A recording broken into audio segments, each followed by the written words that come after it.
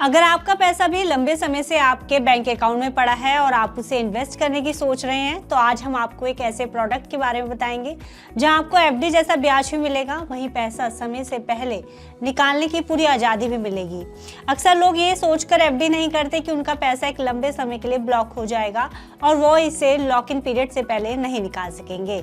लेकिन आज हम आपको एक ऐसी एफडी के बारे में बताएंगे जहाँ लॉक इन पीरियड से पहले पैसा निकालने पर आपको कोई पेनल्टी भी नहीं चुकानी होगी।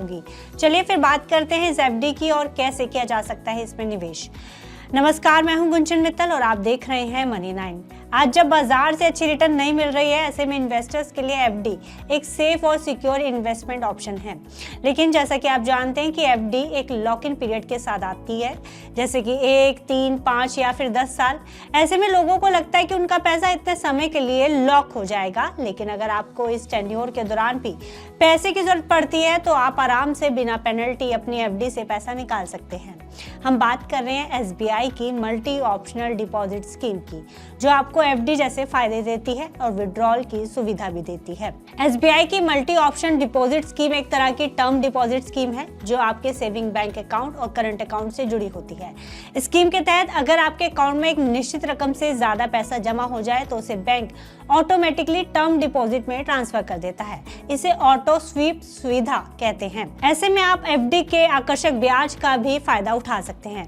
इसे ऐसे समझा जा सकता है कि जैसे आपके सेविंग अकाउंट में जमा रकम तय लिमिट यानी कि 35,000 रुपए से ज्यादा बैलेंस होगा तो वो ऑटोमेटिकली इस एफडी में चला जाएगा। आपको बता दें कि आपके लिंक्ड अकाउंट में मिनिमम 25,000 रुपए का बैलेंस होना जरूरी है। वहीं जब आपके सेविंग अकाउंट में बैलेंस कम होता है तो मल्टी ऑप्शन डिपॉजिट स्कीम से पैसा फिर से आपके सेविंग अकाउंट में आ जाता है, यानी आपको मिनिमम बैलेंस की भी चिंता नहीं सताती। आपको बता दें कि स्टेट बैंक ऑफ इंडिया के नियमों के तहत बैंक के सेविंग्स अकाउंट में एक निश्चित थ्रेशोल्ड राशि तय होती है। जब आपका बैलेंस उस तय राशि से ऊपर चला जाता है तो वो एक्स्ट्रा राशि मल्टी ऑप्शन डिपॉजिट स्कीम में चली जाती है। इस डिपॉजिट पर आपको उतना ही ब्याज मिलता है जितना कि सामान्य एफडी पर मिलता है। वही सीनियर सिटीजन्स को अन्य लोगों से आधा फीसदी ज्यादा ब्याज मिलता है, यानी आपकी जमा रकम पर बढ़िया रिटर्न की गारंटी बनी रहती है। मौजूदा समय में एसबीआई फिक्स डिपॉजिट की सामान्य ब्याज दरें अलग अलग अवधि के लिए 3.05% से लेकर 6.6% सालाना है और सीनियर सिटीजन्स के लिए 3.55% से लेकर 7.1% सालाना है। लेकिन इसका सबसे बड़ा फायदा ये होता है कि स्कीम में लॉक इन पीरियड नहीं होता। ग्राहक जब चाहे अपना पैसा तब निकाल सकते हैं। ऐसे में ग्राहक को इस डिपॉजिट पर एफडी की सुविधा भी मिलती रहती है और पैसा निकालने पर एफडी भी नहीं तोड़नी पड़ती। मगर आप इस डिपॉजिट से 1,000 रुपए के मल्टीपल में ही पैसे निकाल सकते हैं, जैसे 1,000 रुपए, 2,000, 5,000 या फिर 10,000। बाकी बचे पैसों पर आपको एफडी वाला ब्याज मिलता रहता है। वहीं अगर आप इसे समय से पहले पूरी तरह से बंद करवाना भी चाहते हैं, यानी कि प्रीमेच्योर क्लोजर चाहते हैं, तो बैंक आपको इस स्कीम में उसकी सुविधा भी देता है। आप इसे नियमों के तहत समय से पहले भी बंद करवा सकते हैं। उस पर जो भी नियम है, शर्तें हैं, वो लागू होती हैं। स्कीम के टेन्योर की बात करें तो मल्टी ऑप्शन डिपॉजिट स्कीम का मिनिमम टेन्योर 1 साल और मैक्सिमम टेन्योर 5 साल का होता है। ब्याज दरें सामान्य एसबीआई एफडी की तरह ही होती है, जैसे कि हमने आपको पहले बताया।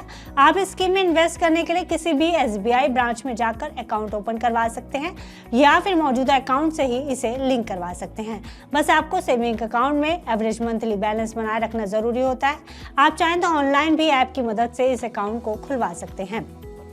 बस ध्यान देने वाली बात यह है कि स्कीम में मिलने वाले ब्याज पर टैक्स लगता है, जैसे बाकी एफडीज पर टैक्स देना होता है।